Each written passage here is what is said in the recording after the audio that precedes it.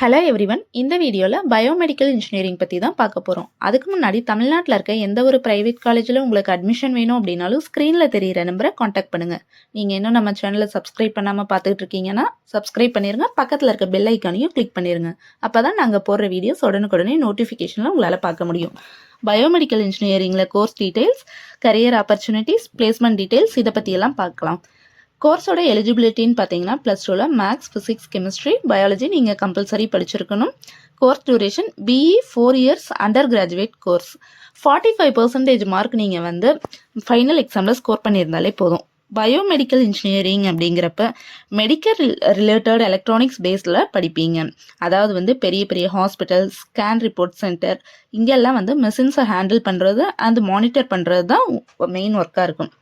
IIT மாதிரி பெரிய காலேஜஸில் படிக்கணும் அப்படின்னா JEE மெயின் என்ட்ரன்ஸ் எக்ஸாம் எழுதணும். அண்ட் வந்து நீங்கள் தமிழ்நாட்டில் இருக்க டாப் ப்ரைவேட் காலேஜில் உங்களுக்கு சீட் வேணும், ஸ்காலர்ஷிப் வேணும் அண்ட் ஃபீஸ் டீட்டெயில்ஸ், ஃப்ரீ கோர்ஸில் படிக்கணும் அப்படின்னா ஸ்க்ரீனில் இருக்க நம்பரை காண்டாக்ட் பண்ணுங்கள்.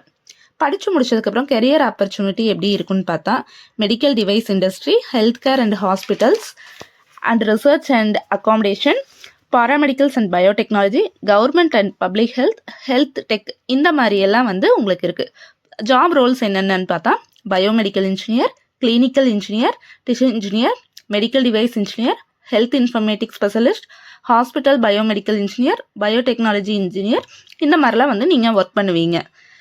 மெடிக்கல் சைட் ரெக்குவயர்மெண்ட் பார்த்தீங்கன்னா மெட்ரோடானிக், GE health care, Philips health care, striker, Johnson and Johnson, laboratories, இந்த மாதிரி பிளேசஸ்லாம் ஒர்க் பண்ணுற மாதிரி இருக்கும்.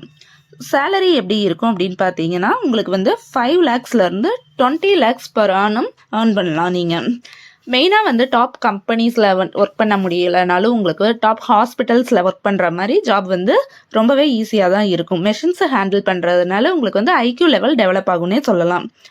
இந்த வீடியோ பிடிச்சது அப்படின்னா லைக் பண்ணுங்கள், சப்ஸ்கிரைப் பண்ணுங்கள், உங்களோட ஃப்ரெண்ட்ஸுக்கு மறக்காமல் ஷேர் பண்ணிடுங்க. தேங்க்யூ ஃபார் வாட்சிங்.